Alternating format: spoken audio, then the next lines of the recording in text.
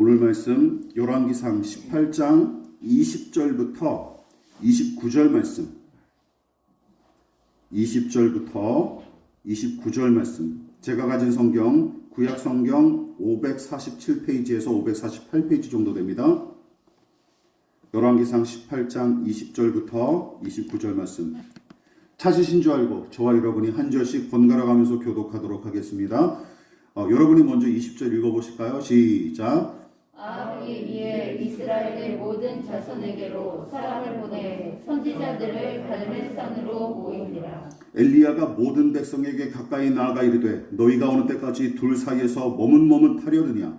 여호와가 만일 하나님이면 그를 따르고 바알이 만일 하나님이면 그를 따를지니라 하니 백성이 말 한마디도 대답하지 아니하는지라. 엘리야가 백성에게 이르되 여호와의 선지자는 나만 홀로 남았으나 바알의 선지자는 450명이로다. 그런즉 송아지 둘을 우리에게 가져오게 하고 그들은 송아지 한 마리를 택하여 각을 떠서 나무 위에 놓고 불은 붙이지 말며 나도 송아지 한 마리를 잡아 나무 위에 놓고 불은 붙이지 않고 너희는 너희의 신의 이름으로 부르라. 나는 여호와의 이름을 부르리니 이는 물로 응답하는 신 그가 하나님이니라. 백성이 다 대답하되 그 말이 옳도다 하니라. 엘리야가 바알의 손자들에게 이르되 너희는 많으니 먼저 송아지 한 마리를 택하여 잡고 너희 신의 이름을 부르라. 그러나 불을 붙이지 말라. 그들이 받은 송아지를 가져다가 잡고 아침부터 낮까지 바알의 이름을 불러 이르되 바알이여 우리에게 응답하소서 하나 아무 소리도 없고 아무 응답도 없으므로 그들이 그 쌓아 재단 주위에서 뛰놀더라. 정오에 이르러는 엘리야가 그들을 조롱하여 이르되 큰 소리로 부르라. 그는 신인즉 묵상하고 있는지 혹은 그가 잠깐 나갔는지 혹은 그가 길을 행하는지 혹은 그가 잠이 들어서 깨워야 할 것인지 하매 이에 그들이 큰 소리로 부르고 그들의 규례를 따라 해가 흐르기까지 칼과 창으로 그들의 몸을 상하게 하더라. 다 같이 이같이 하여 정오가 지났고 그들이 미친 듯이 떠들어 저녁 소재 드릴 때까지 이르렀으나 아무 소리도 없고 응답하는 자나 돌아보는 자가 아무도 없더라. 아멘. 말씀의 제목을 같이 한번 읽어보시겠습니다. 자, 시작. 그 쌓은 제단 주위에서 뛰놀더라. 그 쌓은 제단 주위에서 뛰놀더라 라는 제목으로 하나님 말씀 전하도록 하겠습니다. 자, 우리는 지난 설교를 통해 기근의 원흉인 아합이 피해자인 척하고 하나님의 종으로서 순종한 엘리야를 만악의 근원처럼 호도하는 부조리에 관해서 살펴봤습니다. 물론 아합이 엘리야에게 모든 책임을 전가하기 위해 일부러 꾸민 일일 수도 있지만 어쩌면 그가 실제로 이렇게 생각했을 수도 있는 거예요. 나와 내가 섬기는 신은 우리에게 풍요와 기쁨을 안겨다 주지만 엘리야와 그의 하나님 여호와는 우리에게 도움이 안 될 뿐더러 기근과 재앙만 안겨줄 뿐이었다. 그렇게 생각할 여지가 충분히 있는 것이죠. 그래서 아합은 엘리야를 향해 그대가 이스라엘을 망치는 장본인인가 하고 시비를 걸었으나 엘리야는 얼토당토하는 그의 말에 코웃음을 치면서 이스라엘을 망치는 장본인은 내가 아니라 왕과 왕의 가문이요 하고 대꾸합니다. 아합과 그의 포갑이 무서워서 자신의 신념을 감추고 몸을 숨겼던 국내 대신 오바댜나 다른 손자들과 달리 엘리야는 이 왕의 살벌한 비난에도 용감하게 응수하죠. 물론 열왕기서는 가뭄과 기근을 비롯한 이 모든 사달의 원흉이 아합의 죄악과 불의로 말미암은 것임을 분명히 지적합니다. 게다가 본문은 바알과 아세라를 섬기는 이 우상의 선지자들이 정치 권력에 의존하고 권력자로부터 부양을 받는 녹을 받는 현실을 꼬집죠.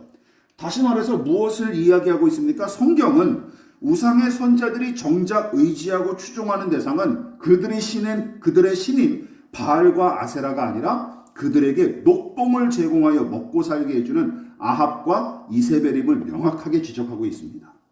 우리가 지난 시간 그 부분에 대해서 자세하게 살펴봤죠. 물론 우상의 선자들이 왕과 왕비에게 마냥 받기만 하는 것은 아니죠. 종교인들이 북이스라엘의 백성의 생각과 마음을 미혹하고 선동함으로써 아합과 이세벨은 백성을 제멋대로 쥐고 흔들 수 있는 분위기와 기반을 제공받는 것입니다. 서로 이렇게 주고받는 것이죠.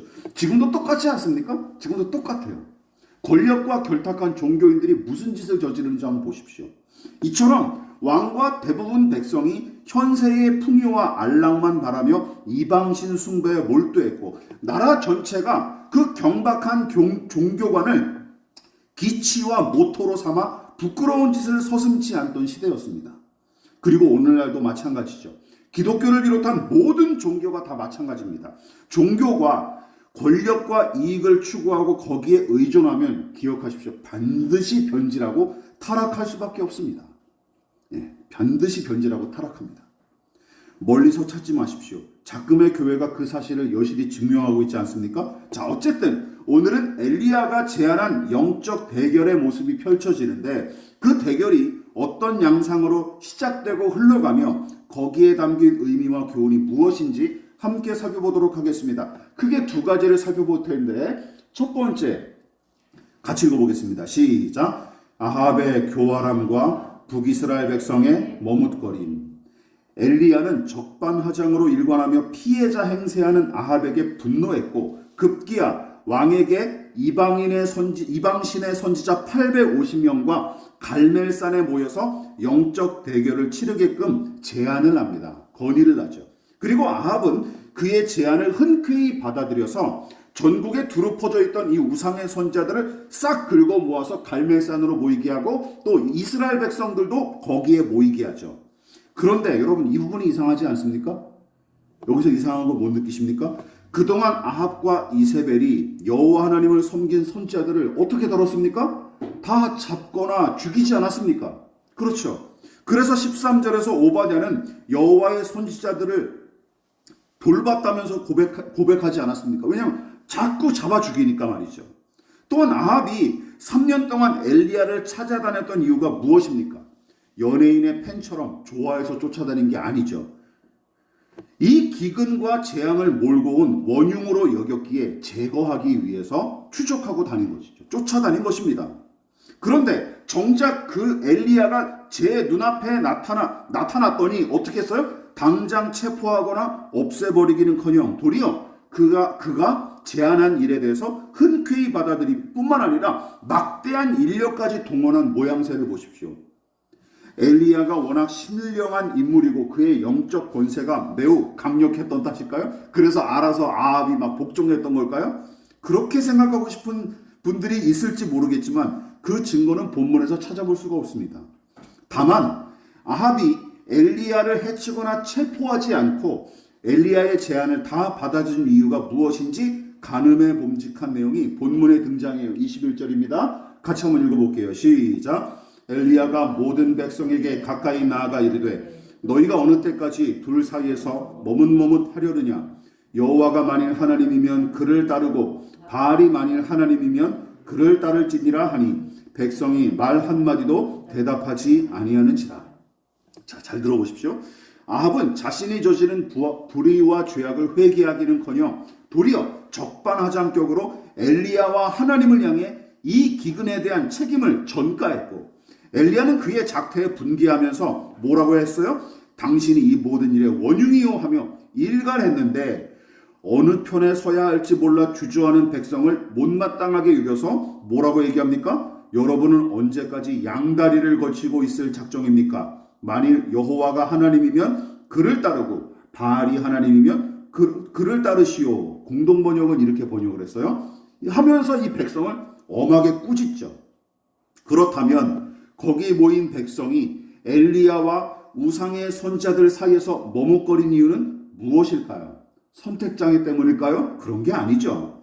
대략 세 가지 정도로 정리할 수 있습니다. 첫 번째, 뭐라고 얘기할 수 있냐면 우선 먹고 살기 힘든 시절입니다.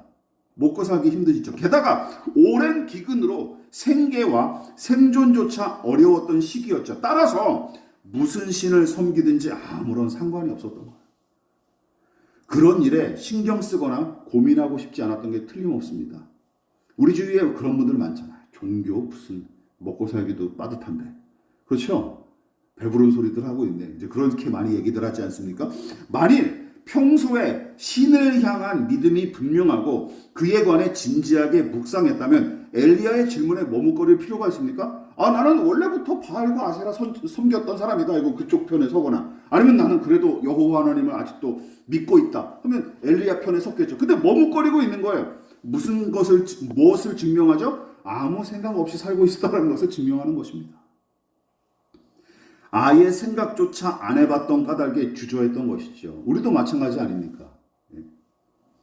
또한 아무런 생각 없이 우상과 미신을 섬겼어도 여호와가 그들의 뿌리이자 원래 섬겼던 신이 아닙니까? 이도 저도 아닌 상태에서 둘 중 하나를 선택하도록 부추기는 말을 들으니 왠지 꺼름칙스럽고 혼란스러워서 주저했던 것 같습니다. 이것에 이어서 두 번째는 이것이죠.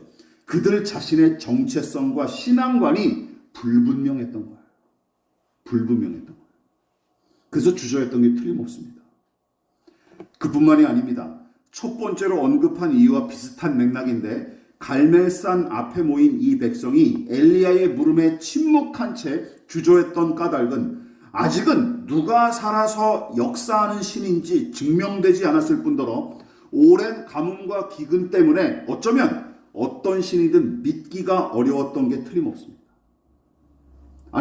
그동안 이 사람들이 바알과 아세라한테는 기도 안 해봤을까요? 했을 텐데 3년 동안 안 내렸잖아요. 여호와 하나님도 마찬가지였겠죠. 그래서 누가 진짜인지 쉽게 판가름하기가 어려웠고 어쩌면 둘 다 마음에 안 들어 했을지도 모릅니다. 그래서 세 번째 이유가 등장하는 것이죠. 당장은 결판이 나지 않은 상태였던 까닭에 영적 대결의 결과를 확인하고 나서 선택할 요량으로 머뭇거렸던 것이죠. 지금은 아직은 게임이 안 끝났기 때문에 누가 이길지 모르니까 나중에 다 이기면 그때 내가 그쪽을 편들겠다라고 얘기하는 것이죠. 그러니까 어느 쪽이든 상관없이 이 대결에서 이기는 신을 모시겠다라는 심보로 선택을 미뤘던 게 틀림없습니다. 24절을 한번 보실까요? 제가 같이 읽어보겠습니다. 시작. 너희는 너희 신의 이름을 부르라. 나는 여호와의 이름을 부르리니 이에 불로 응답하는 신 그가 하나님이니라. 백성이 다 대답하되 그 말이 옳도다 하니라.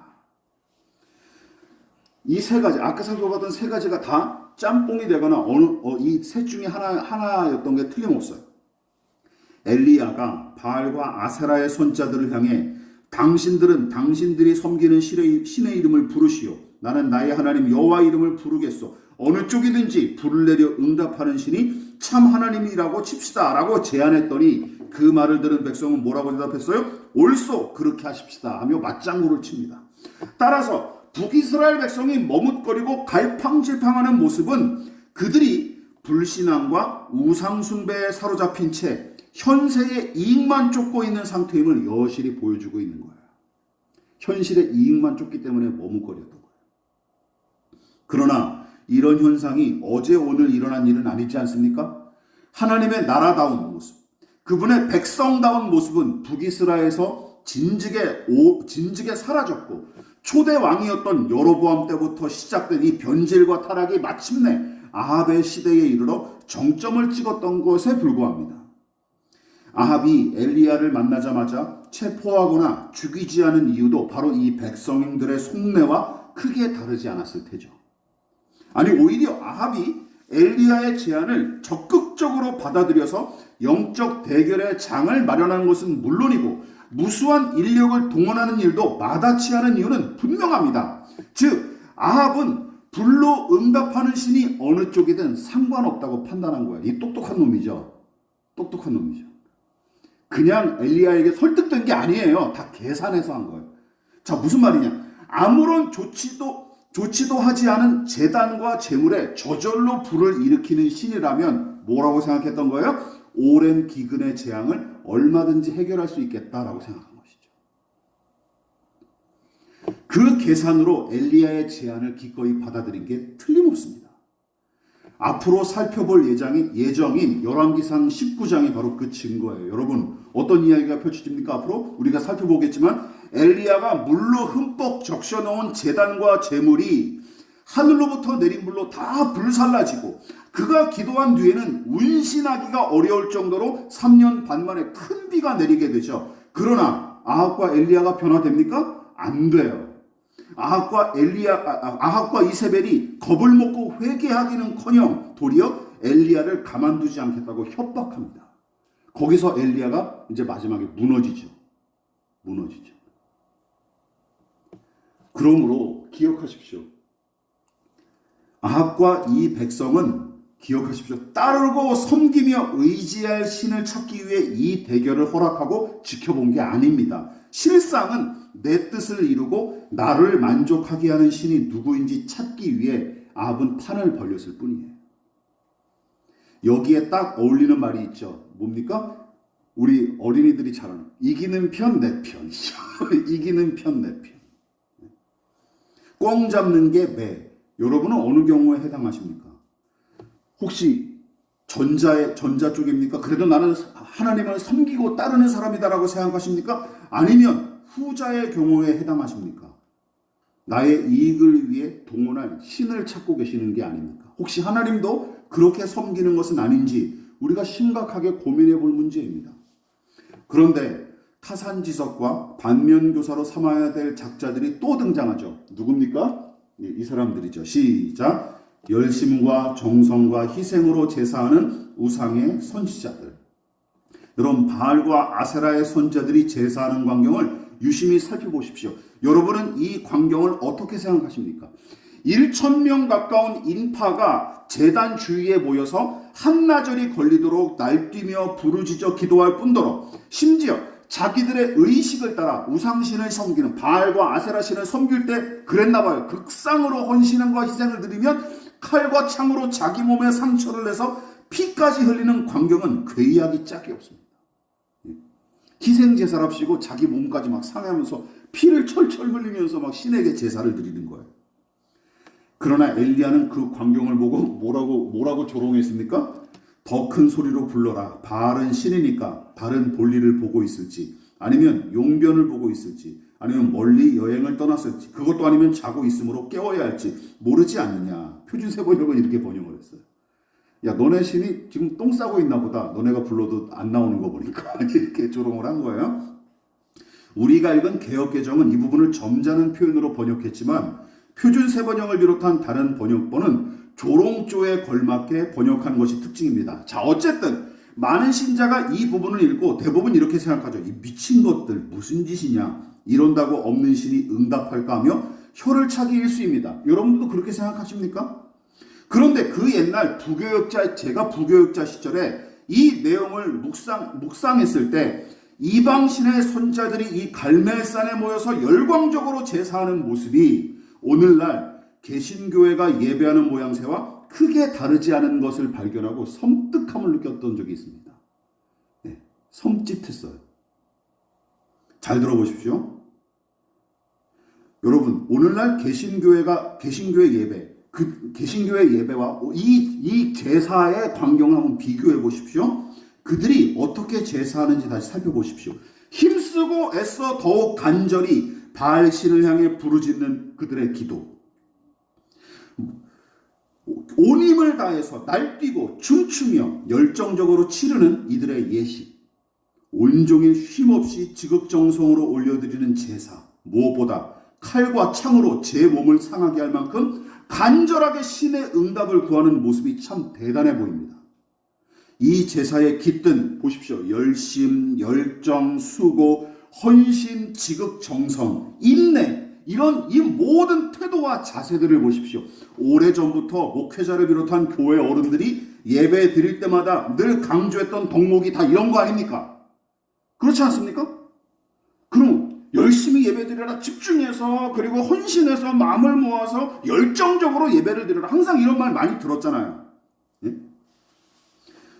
또한 예배하는 사람들이 필히 갖춰야 할 태도로서 귀에 못이 박이도록 들었던 내용이 괴이하게도 바알과 아세라 선자들이 제사하는 모습에 다 나타납니다. 그렇죠. 뭐가 달라요?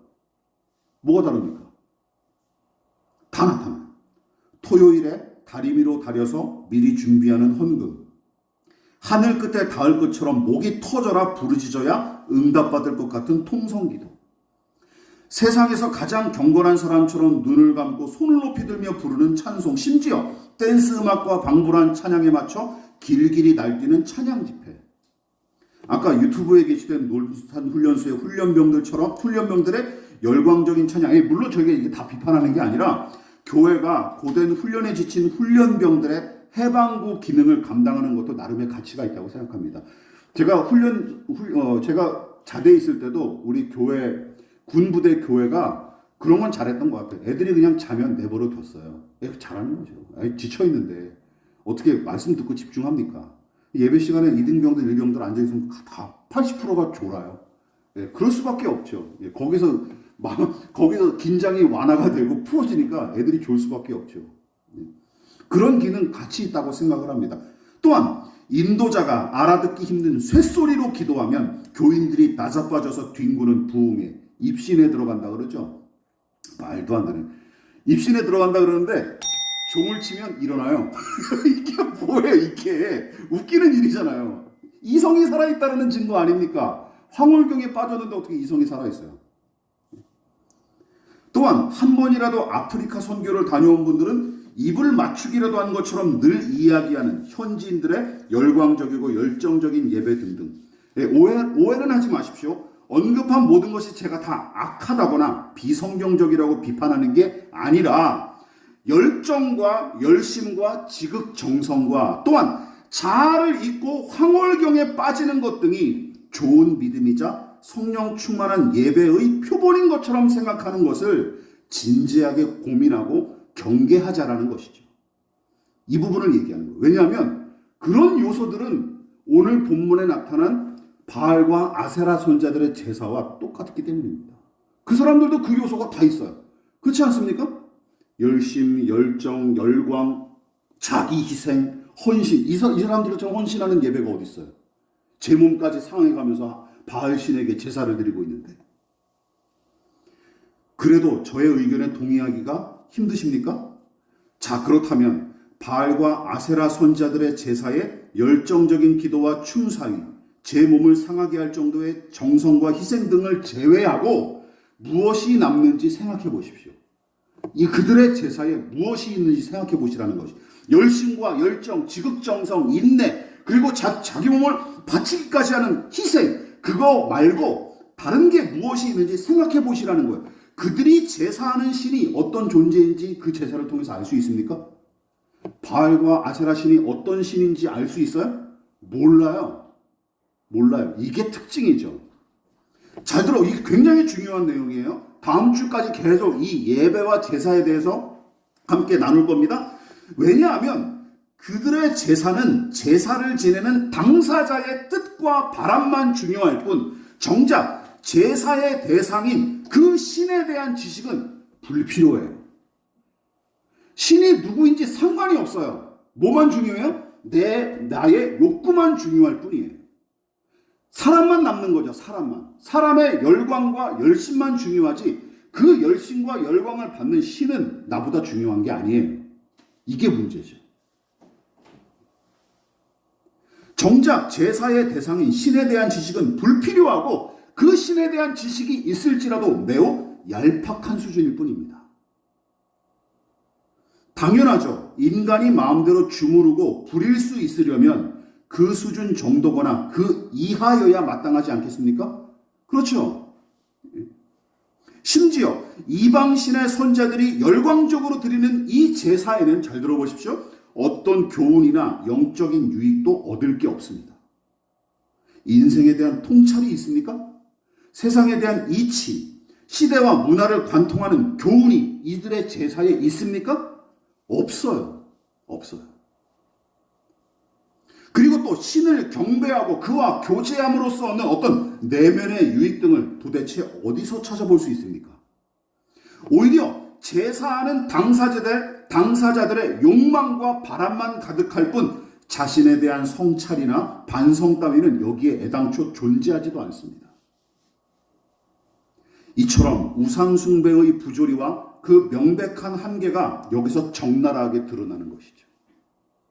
그리고 시편 115편은 그 이유에 관해서 이렇게 다음과 같이 폭로합니다. 같이 읽어보겠습니다. 시작. 그들의 우상들은 은과 금이요 사람이 손으로 만든 것이라.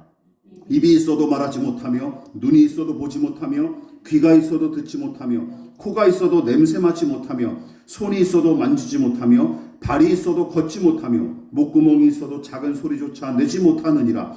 우상들을 만드는 자들과 그것을 의지하는 자들이 다 그와 같으리로다. 바알과 아사레를 비롯한 모든 우상의 실체는 여기서 한마디로 정리가 가능합니다. 뭐죠? 사람이 손으로 만든 것이라. 사람이 손으로 만든 것이라. 그럼 사람보다 뛰어날 수 있겠습니까? 그럴 리가 없죠. 사람이 제 손으로 직접 만든 물건인데 만든 그것을 섬기는 꼬락서니가 참 아이러니하죠. 오로지 사람의 손으로 만든 우상인 바알과 아세라는 이 제사에 온데간데 없고 그저 우상을 섬기는 선지자들의 열정과 열광만 난무하는 제사. 또한 자의 공갈단과 다를 바 없이 신이 제 뜻대로 움직여주기를 바라며 자해까지 일삼는 제사. 남녀가 연애할 때 가끔씩 그런 남자애들이 그런 짓 하죠. 나 안 사귀어주면 바다에 빠져 죽을 거야. 그래서 나 저기 도로에 뛰어들 거야. 이제 그런 애들 가끔씩 있잖아요. 그런 애들은 사귀지 마십시오. 큰일 납니다. 여러분, 신의 응답을 바라고 부르짖어 기도함으로써 영적인 유익을 누리기는커녕 마치 정작 제사하는 당사자가 소진되고 허비되기 일수인 예배. 여러분, 그것이 우상숭배의 폐해이자 미신적 예배의 실체입니다. 믿으십니까? 아까 제가 보여드렸던 그 동영상 이제는 어떻게 생각하십니까? 걔네들이 하나님을 알고 예배하는 걸까요? 하나님이 어떤 분이신지, 그분이 내게 어떤 은혜를 베푸시고 이 세계를 어떻게 다스리시는지 알고 찬양하는 걸까? 그러면 박수칠 일이죠. 그러나 대부분 그냥 흥겨워서 하는 거예요. 그거를 은혜로 충만하다, 하나님이 이렇게 하면 안 되는 거죠. 그냥 특이하구나, 신기하고 재밌다 이렇게 보면 괜찮은데 거기에 은혜를 덧붙이면 안 되죠. 이쯤에서 마지막으로 우리 돌아보십시다. 우리의 예배는 어떠합니까? 기억하십시오. 하나님이 어떤 분이신지 염두에 두고 예배 드리십니까? 그래서 우리는 사도신경을 고백하는 거예요. 예배 전반부에. 내가 믿는 하나님이 어떤 분이시고 그분이 어떤 일을 하셨는지 고백하는 거예요. 가장 그게 엑기스로 잘 요약이 되어 있기 때문에 내가 섬기는, 내가 예배하는 이 하나님, 삼위일체 하나님이 어떤 분이시고 어떤 일을 하셨는지 그 고백을 통해 우리가 상기시키면서 예배를 시작하는 거예요. 그래서 필요한 거예요. 그리고 예배하는 나 자신, 하나님에 대해서 염두에 뒀다면 그러면 두 번째로 예배하는 나 자신이 누구인지, 내가 하나님 앞에 어떤 존재인지 생각하며 예배하십니까? 내가 하나님 앞에 어떤 존재. 그래서 참회의 기도로 우리는 나아가는 것입니다. 제가 예배 순서를 그냥 좋다고 마구 제가 짬뽕 시킨 게 아니에요. 내가 누구인지, 하나님 앞에 하나님의 은혜가 필요한 죄인임을 고백하면서 나아가는 것이죠. 그리고 내 바람과 뜻이 이루어지기를 바라며 예배하십니까? 아니면 하나님의 나라와 그 의를 구하기 위해 하나님의 뜻이 무엇인지 헤아리고 그 뜻에 따라 순종하기 위해 예배하십니까? 또한 하나님의 은혜에 감사하여 헌금하고 헌신하십니까? 아니면 하나님을 매수하기 위해 뇌물조로 헌금하고 비위를 맞출 요량으로 헌신하는 척하는 것입니까? 사람 눈은 모르지만 하나님은 아시겠죠. 그러므로 하나님을 아는, 여러분들이 예배할 때에 늘 이것을 크게 두 가지를 염두에 두십시오. 하나님을 아는 지식이 있는지, 내가 어떤 하나님을 예배하는지 먼저 생각하십시오. 두 번째, 나 자신에 대한 반성과 통찰이 있는지 예배 때 돌아보십시오. 그래서 예배 시작 전에 오시면 기도하실 때 그걸 놓고 기도하시는 거예요. 두 가지를 놓고.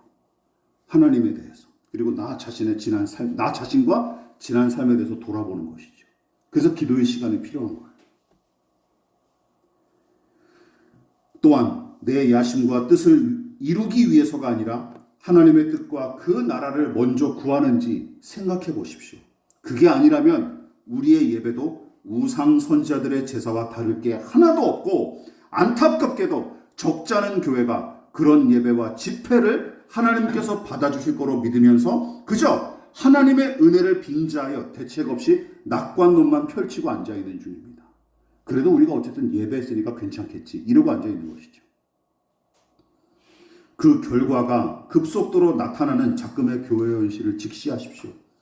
2020년 2월 7일자 뉴스랩이라는 신문에 우리 국민이 가장 신뢰하는 종교에 관한 설문조사 기사를 실었는데 로마 가톨릭교회, 천주교회가 30%로 가장 높았고 불교가 그 다음 번 26.2%로 두 번째 순위를 차지했으며 개신교는 3대